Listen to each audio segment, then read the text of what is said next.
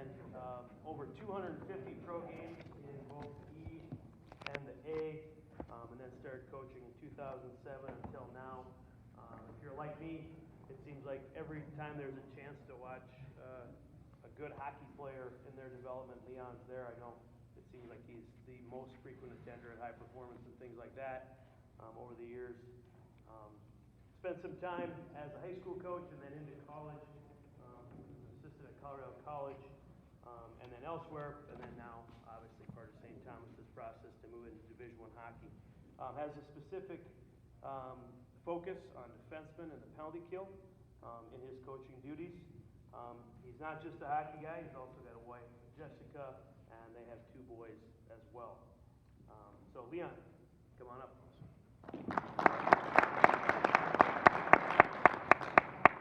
Glad to be here. I'm in that terrible spot, as you guys all know, as a coach, when you lose and you're like gonna blow everything up. So we're 0-3, and I'm gonna be here telling you about how to take the use the process and all those kinds of things. So bear with me. I'm just gonna sit down here. I hope this can be more interactive. So interrupt me at any time. Ask any questions. I can answer every single question except for one for you. You probably can figure that one out. We're in an amazing. I have an amazing opportunity right now at St. Thomas, building a team from scratch. With our staff and with Rico, it's been a ton of fun. So hopefully there are a few nuggets that you can pull out of here. And frankly, if there's anything you guys think that we're missing, let me know too, as well. So. Mark and Pat, congrats on state championships and all the section coaches that won Coach of the Year. That's awesome stuff. I can tell you, I've been in a state championship a bunch, but I brought my son for the first time this year, and like eyes like this, like it's so special. Like I think sometimes when you're in it, maybe you live it, and you're worried about your team and worried about your section, like what you're doing is so special here, especially when you come from other places. So. We live out in Woodbury, and my son's just kind of an average player, but he loves it and loves going to high school games with me and watching them all different levels, A, AA. So thanks for all you do with that. So just a little bit about me. As mentioned, I started in Seattle. I was a stick boy for the Seattle Thunderbirds. I was a WHL guy. I didn't know anything about college hockey at all. Ended up going all the way across the country to prep school, Tabor Academy. Moved on to Northeastern, where I played there for 4 years. Was a very average player. My stats will verify that. And lucked out to play some ECHL and AHL games over 6 years. Got my first coaching gig with the team I finished with, the Texas Wildcatters in Beaumont, Texas, of all places. And then went on to Taft, Governors, and Avon. So what you do really resonates with me. So I coached prep school hockey for 9 years, dealt with high school kids for 9 years. I loved it. It's such a great age. It's a difficult age, but it's great hockey. And so I really appreciate that. That's why I love, going to watch you guys play during the year. Lucked out, got a job at CC. I did that for 4 years, kind of in the middle of a rebuild there, and really happy with the work we did there. And then our head coach got gassed, and so you kind of got to find something new or stay there. And ended up here in St. Paul. And again, I feel very lucky for this opportunity here. It's an amazing school, and I just think there's so much opportunity for us at St. Thomas. So. Sitting here 0-3, I'm reminding myself that right now every 2 seconds mentally. There's the Godfather, Rico. He's sorry he couldn't be here.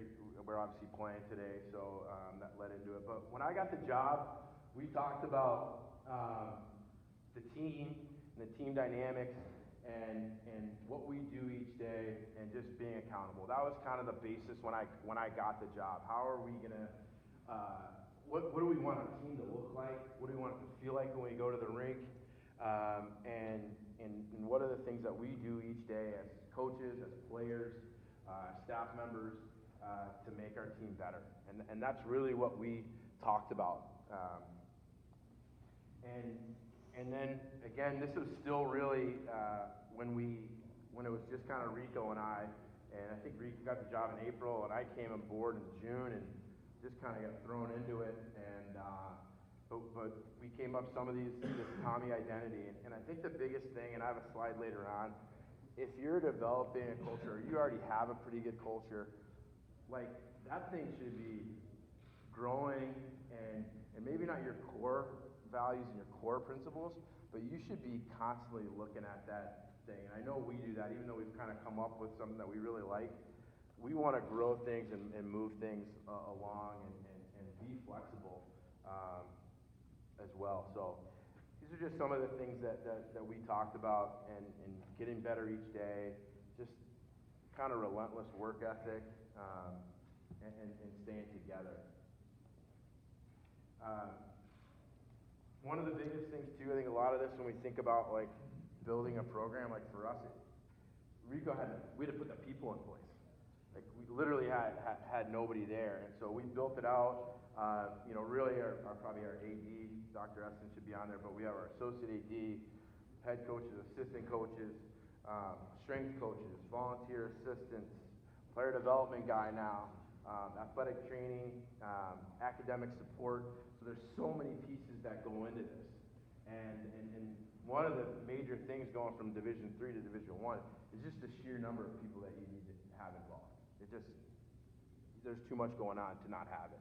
And so part of year one was much about that build out. And so while we were trying to win games and perform on the ice, there was so much going on behind the scenes, the dynamics of the school, how we interact with admissions to be kind of a Division I standard versus Division III, to course selection, to rooming, like to parking, like it was endless, and where we had to go through that, find the right people, and get things done. So that was a huge part of last year. So I think the takeaway I think you think about is, who's surrounding you, who's supporting you, who maybe you need to bring in a little bit.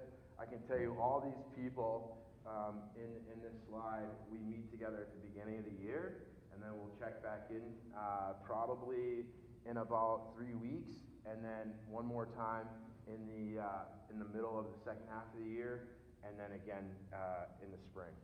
So one thing that Rico's really good about is being super inclusive with everybody. He wants everybody to know what's going on. All these people should know our recruiting pitch, so if I'm walking around campus, they can throw it at it. So I think it's so important to have everybody on the same page as you build as well. So some of the things we did just kind of as a staff, and some of the stuff I'll throw you, it didn't just happen, like this isn't just sequential, so my presentation is sequential in the sense like this happened, this happened, this happened. These are things we would do as a staff and talk about our intentions, what we're trying to do. I can tell you mine was not to yell at referees. I've broken that 3 games in. I have failed at one of my intentions for the year. But it's really good to do that and think about the goals. One of the other things I wanted to do was be super. I was lucky. I went to the Devils development camp, and the one thing that I picked up on was like how active the coaches are in practice, like fucking in it, like jumping in drills, defending, using sticks. So that's been one of my goals. So I got to get in better shape, but I've been active in practice. I've been really happy about that, being super involved, like not even just like speaking, but physically. And so that's been something I've done. And then we'll always do gratitude exercises, which sometimes seem kind of hokey, but it always brings things back into perspective. And so we'll do that as a staff, and things that we're grateful for, whether that's your family or being at St. Thomas or something else, just health in general. So we kind of do those things as a staff as well on a regular basis when we meet. We came up with, after kind of meetings with staff, so this is in our coaches' locker room, consistently execute our authentic purpose. We wanted to be authentic with our players. Heard a little bit about in Raj and Goose's presentation about being that person that you can't just BS these guys, right? And you want their input. You have to be totally authentic, especially the better the players you have, they know more, and I think it's important to be who you are. Like, I can't be, and that's the other thing about building a staff, is like, not everyone should be the same on it. I don't think, because I think you need some diversity. All your kids aren't gonna be the same either. So you have a chance, like there's some kids that I have a hard time connecting with. Not a lot of them, but there are a couple, and Corey Leyland is like, nah, he can grab those guys, because we're a little bit different. And so that's a nice part. And so I think we always wanna come, and there are days when we're like, you know, maybe at a late night of recruiting and you're coming back and, you know, you look at this and it's like, hey, we have purpose here. We have to have that energy, and we have to get after these guys. And so we talk about that a lot as a group, and again, that's for all of our staff, athletic trainers included, and even our equipment guys, which are like the moodiest people in a locker room. But yeah, we want everybody together as we do that. So that's in our locker room, our coaches room. So as we started to think about this process, and you know, so much of it's team building and getting things together, we created a shield award. Some of this stuff is mental toughness and just physically, like, you want to be a Division I player. Like, we had 13 D3 players our first year, and we kind of joked sometimes we would, you know, lose the game during the anthem because we were little guys. We worked hard. They were an awesome group, great to work with. We weren't good enough, period. And but we knew we had to change that a little bit. And the biggest thing that we wanted to do out of our team building was create a culture code of what it meant to be to play at St. Thomas. And that was the biggest single thing that we've done to come out of this. And Rico is really good with the kind of team building. Sometimes you can bring people in. He's just, it's one of the things he's good at. And we also wanted to be player and student athlete driven. We wanted them to drive what they want to be. We'd obviously direct them, lead them a little bit for the things that we feel are important, but we wanted it to be player driven. So in the limited time that we have with our guys, as we went through the spring, we had 11 returning players. We started with them, and then with our guys as they came in, really leaned on our strength coach, because in the summers we can't deal with these guys. So our strength coach was all in. So again, having your staff on board. If you have somebody that's training your players, they should know how you want to play. They should know how you want your team to interact, you know. And so we're really lucky with our strength coach that he's on board with us. So we built this culture deck. Talked about mission, values, okay, what success means, and really, like I said, getting the whole team involved. It was about all of us. It was about all of us as we did that. I got to tell you, it was a fun process. You know, days like today when I can't sleep and I watch video till like 1:30, can't sleep, get up, and you're just thinking about your team. Like, this stuff is really helpful for that. It really is, because it lets you breathe a little bit, kind of gets you centered a little bit, because it's a long year. Whether it's a high school season or a college season, hockey's always long. You always got kind of Thanksgiving in there, and you got Christmas, and it's a long year. So you kind of got to recenter yourself. But we built this out with our team, literally created kind of a calendar of curriculum, and we always talk about our habits. Like, what we do every day is essential for us, all right? Obviously, strength conditioning, that's a constant. And we talked about some of that leadership training, like I was telling you about in the spring for our returning guys. Build relationships through the middle. All of our freshmen came in. And again, we can't interact with them, but that's where we lean on our leaders. Our captain, Matt Jennings, was unbelievable with bringing the 12 freshmen in and 5 transfers, so we had 17 new guys. And then we worked in, August, September, October, like what we're doing now, in creating this culture code. doing some of the mental skill stuff in terms of like physical development and then just kind of build it out. And so we really set ourselves up to have these things in mind in terms of what we're doing. And these are some of the things that we started to talk about, like our communication, tough conversations, whether that's coach, player to player, staff to staff, things like that, and about how we all need to be accountable and that we all can help each other win. And that was a huge part of that. And so some of the stuff that we came up with here, visions, very simple, very direct, be champions in all that we do. A lot of this stuff too, I'll tell you, like for recruiting, or if we have a kid on campus, like we'll talk about this because we want, if it resonates with a kid, then that's probably a kid we want. If they think this is not for us, then we probably don't want them either, right?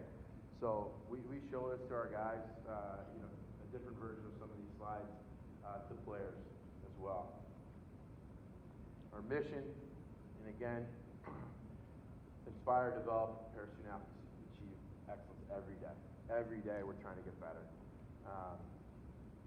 And this is the one, I don't know what happened here.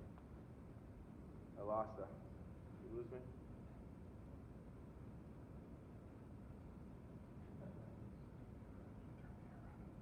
I don't know what happened. The next slide is one that I like. It's the value statements from our players, and our players sat down and came up with that. And again, we started that with our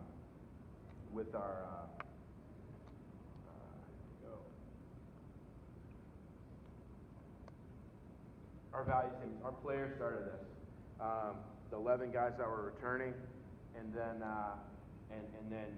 when we took a look back at it with our returning players when we started in the end of September here, and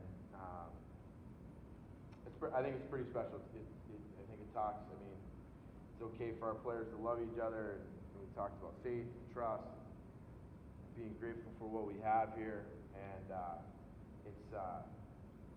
they were really important statements that kind of led us to how important our daily habits are, and literally like some of these guys, I know we coach college, but it's like, dude, make your bed, dude, take a shower, like it's crazy, but reinforcing how important daily habits are really important. I think the area where I'd say some of our guys are like a million miles beyond of where I was when I look back at my college career was nutrition and how they take care of their bodies. So if you are coaching players that think they're going to play Division I hockey, I can tell you one of the things that is starting there that really obviously separates is that physical conditioning, but even the nutrition for players and what they think about putting in their body is really interesting and really cool. So those are our daily habits. I threw this slide in here because, again, this is a process. Like, we started with this kind of Tommy Way thing, attitude, action, accountability. Things are going to change. So we weren't stuck with like, hey, we had the right idea. Things kind of ebbed and flowed, and we built and changed things as we went through this as well. So it's important to be flexible with your approach to how you're building or looking at your team. So we ended up with this document, which is actually just got put in our locker room yesterday, and this concept of faith and brother, and that's how we kind of glassed it out because it's kind of special for us right now. We haven't really announced it or sent it out yet, but it will get out there eventually. But we have this concept of faith and brother, and everything we do, is that we trust and believe in each other. And so this was a fun document. So all this kind of work got us back to build this document, and this is all player driven, which I love about it. Gonna kind of shift and talk about recruiting and I guess retention, and really the school's got a comprehensive development plan, and we wanted to have the same kind of thing from a hockey perspective. So a lot of this, in terms of like what we want to be, you know, it's pretty easy, right? We want to be a national champion, want to be a top 4 team in our league. It means you're going to have a chance to go to the national tournament, recruit high ability players. We all like that. They make us all way better coaches when they're really good players. Academic excellence and retention, okay? And which you can see with retention, and I know this is probably where it hits you guys more, right? Is player development and re-recruiting them. And I think the biggest thing now with the transfer portal for us is we're recruiting. So I'm either up at Fargo watching the USHL team or watching the high school team, or I'm re-recruiting my players on a daily basis. As crazy as that sounds. And I know a lot of you guys live that. Some of you guys have pretty good players.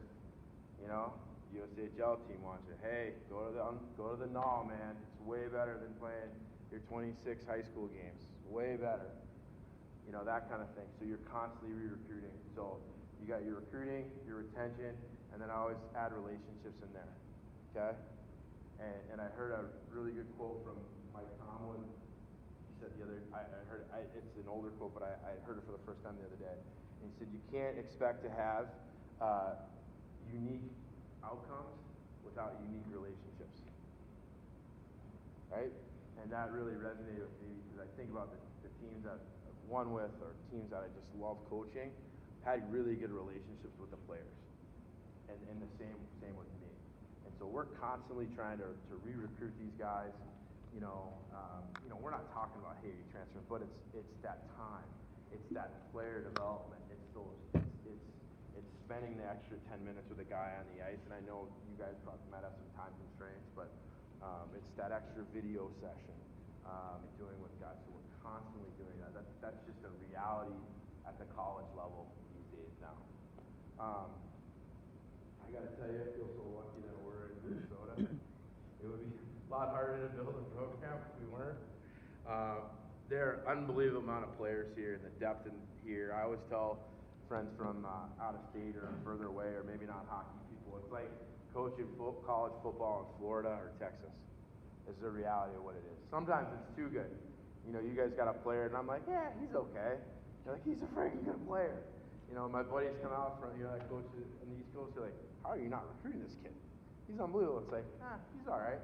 That's just how crazy the depth is here. And I think we're very lucky to be a part of that.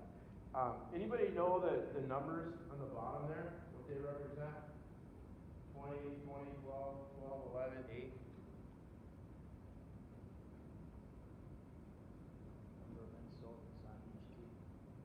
Number of Minnesotans on each team. Who's got 20? Go first, okay? Who's got the other 20? That's it. St. Thomas. Who's got 12? Duluth. Who's got the other 12? Good ice fishing. Bemidji. All right, who's got 11? St. Cloud. 8's Mankato. Okay? One of the things we want to do, we definitely want to recruit our state super hard, right? Super hard.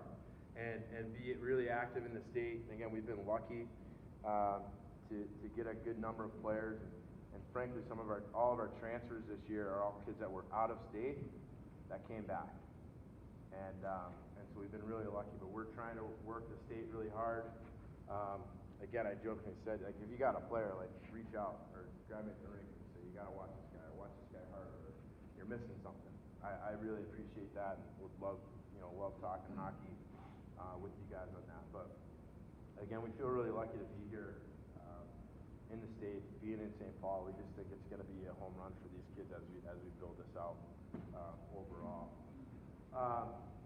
Again, a lot of our recruiting pitch goes to, and it's a re-recruiting pitch too, is all of our development. What we do with players on a regular basis, how we handle them in the locker room, video, like you guys, the session you guys had with Goose just before, like that stuff is so interactive now. I can tell you from a college perspective, and I do I do national camp with USA Hockey, and I love how that conversation goes. And I was very lucky. I coached Trevor Zegers in high school. I was never going to tell Trevor Zegers to do this or do that.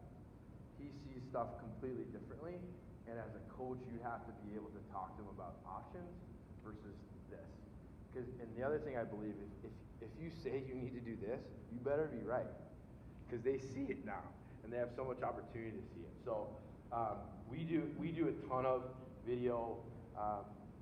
It can be a lot, and I know some of you guys have video systems, some of you guys don't. If you want to ease that, don't do individual video, but do it with a line, from a game. Do it with a D-pair. You can find ways to increase your efficiency, in terms of doing video. I just think it's a huge part because sometimes it's not so much the video you're watching, it's the time you're spending. Like we have guys that I'm like, he just wants to sit down and bullshit. And we'll watch a couple clips and hopefully some learning goes on, but that's more important for that. So again, that re-recruiting piece is huge. This is something we did at the beginning. We didn't create this. Betsy Butter did. She's a sports psychology. So we had these questions and we basically gave them to our kids ahead of time before we did our individual meetings with them, and just talked, and we learned so much. Sometimes all you have to do is ask, and it's a little bit more touchy-feely, all that stuff, but sometimes you learn so much about your kids that way, and even when you think you know, you don't always know. So we had them do this, and then we asked we pulled 3 or 4 questions and asked them during the year, because you ask a player what success looks like for you, and all of a sudden I got a freshman defenseman say, success looks like 30 points for me. We gotta talk, right? we gotta figure this out a little bit and find some common ground, right? So that's really important. But these are really good questions we use. Again, not ours, but what we use. Some of the stuff in terms of player development. One of the things that we did this year, and this is an example, is we basically made a development plan for each of our guys. And so coaching elements, skating elements, skills, strength conditioning, so everybody in our system, so all those people that you saw before have access to it, and we basically take some time. So do you need to do a full player development plan for your players? No. But if you have something for each guy that say, here are 3 things that we're going to think about during the year, and then the key part for me are the little boxes on the right, so it's kind of check-in points. So if I want to check in after game 8 with our players, so we have segmented those out intentionally, so that I should have a conversation about some of the things, maybe not everything, but some of the things that I've talked to the player about over the spring and summer. And that's the biggest thing for me as a coach that has been helpful with this. And I've done this before at other places. And so it's a time for me to check in. We can go over the maybe it's just going over the goals that they have. We are lucky to have, we use Instat for our stuff. So this is all a bunch of stuff.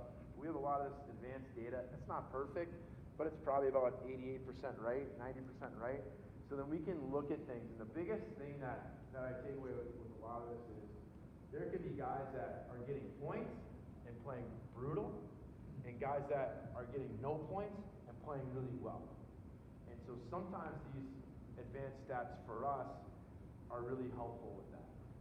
And so we may be taking scoring chances, or like even like a Corsi, like your shots for versus against, and things are in a positive direction. And so I'm maybe talking with the guy about that. You got to continue to do what you're doing. Or someone who's kind of lucky, frankly, hey, we're not doing the right thing, so it gives me a chance to do that. So we work really hard to do this with our players. And again, part of that's that re-retention piece. This year, we added Sense Arena, which is a virtual reality deal. So if a guy doesn't play, they have to go and do their Sense Arena practice. And they do it in 15, 20 minutes. We have 4 of them, so our goalies that don't play, they're in there, and then our guys that don't dress do that as well, along with their workouts and stuff like that. We have a really good partnership with our health and exercise science department. So everybody wears Polar, and it's awesome. And we've actually, Rico's very much in it. I'm not a scientist. I can tell you what's what. But we've actually built our weeks out. I wish I had a slide of that, but we've built our weeks out in terms of workload. Okay? So Monday is a very heavy workload for us, like physical, because they usually have Sundays off. Physical workload, low mental workload, low cognitive load. And then as we go, we adjust that. So we dip down in the physical on Tuesdays, up the cognitive a little bit, and then Wednesday is more of a high cognitive day. So we're making changes on the penalty kill, power play, any system stuff, but we're not killing them physically. And then we ramp things back up on Thursday and bang around a little bit so that we're at a high level on Friday, peaking on Friday. I know it's a little bit different for you guys because I like to play maybe a Wednesday, Friday, Saturday or something like that. So, but we're very intentional about that now. So, I don't know. This is our schedule. Come out, check us out. Like I said, we didn't expect to be 0-3. We probably didn't expect to beat St. Cloud, but you just felt like we should have played a little bit better. But we got a great schedule. Play everybody in state except for Minnesota. We'll have Minnesota full time next year, and add North Dakota the year after that. So we'll play a big time schedule as we need to. And then I don't know if you guys have any questions or whatever thoughts. Hey, I'm a kind of open book. I got like 40 minutes till my meter runs out. Anybody have any questions about what we're doing or think we're crazy or anything? What's the status on the ring? Well, that's the one question I can't answer. That's the first one. That's above my pay grade. What I would tell you is there are no ugly, bad buildings on our campus. How is that? Is that fair? Yeah. So, kind of related to the retention deal, have you guys, do you guys kind of orchestrate a full plan around players leveraging the new program just to have a transfer portal to ultimately? Yeah, it's a really good question. I think that's happening, certainly in some places, where a kid will go, maybe I'll get a little bit more money on this school, from this school, I'll play more, and then maybe, I don't want to say school, but maybe North Dakota picks me up because they got a great rink, and then I can go play there. I'll get 30 goals in Atlantic hockey, I'll get 30 goals in CHC, then I'll spend it. I think that's a little bit of a reality. I think you'll see more of that once this 5-year COVID BS stuff is done. So we have 2 more, recruiting cycles with that. And that for you guys is another good thing. If you got an 05, or even 06s are probably coming in as maybe 10th graders, they have, why they would even want to be involved in junior hockey right now when there's so many old guys that are being pushed down by the colleges. Every D3 program is really good right now because they're doing the same thing. They're getting 20-year-olds. Why anybody would want to do that, unless they're super elite, is insane. It's insane to me. Why a parent would want to do that to their kid, let them develop, like that's the beauty of your path, your runway, is that you can be 18 years old, live at home, and play really good hockey. And I don't give a shit if 4 of the games aren't great. You know what I'm saying? Like, I think that's huge. Like, the amount of compression at the junior hockey level is insane. It will be insane for another 2 years. I hope I answered that. Yep. Got a follow-up. Yeah. So, you the Gulls have 20 Minnesotans on your roster. Yep. Are you primarily still looking to keep Minnesota for goalies? Or are you planning to bring back yourself? Goalies thing. No, I'm kidding. It's really interesting to me. I don't understand. I don't understand why there aren't more goalies. I think there are 3 goalies from Minnesota on the rosters of the 6 teams in state. I don't, someone moving here, I don't know why there are more goalies. Certainly play enough. There's opportunity. They're spread out on different levels, even in youth hockey. You know, sometimes there's one on a double A team, which I think is great. You know, or a single A team. I don't know why. Our three goalies, I mean, we got a kid from North Carolina as one of our goalies, and other kids from BC. So it's the trickiest position. I'd love to get an in-state kid. There are a couple of good ones right now, a couple 04s, 05s, 06s in state that are actually, I think, really good, like pretty high end. I don't know why that is, though. I don't.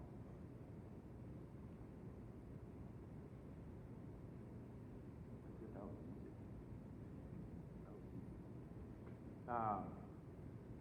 Yeah, I don't have much else there otherwise, fellas, but if you guys need anything from us, oh, here's the other thing too, definitely. If you guys ever want to come out to practice, we practice in the mornings now. So we practice around, we go on the ice, our goalies go on the ice around 9, and then we do some skills and some power play routes or PK routes, and then do a little 4D split, and then we get an ice cut, and then we practice for anywhere from 45 minutes to an hour and change. If you guys ever want to come out and practice, always welcome. If you guys want to come down and talk some hockey, I know I talked to Goldie before about we're going to try and get out and watch some practice now, especially with our new practice time. So we'll as a staff try and see more practice. I think that's a huge thing to watch a kid that we are recruiting or we like practice, or we might not recruit them anymore based on how they practice. But we're going to try and do that a little bit more as a staff. So if there's anything you guys want or you want to come out, don't hesitate. Good? Awesome. Thank you guys.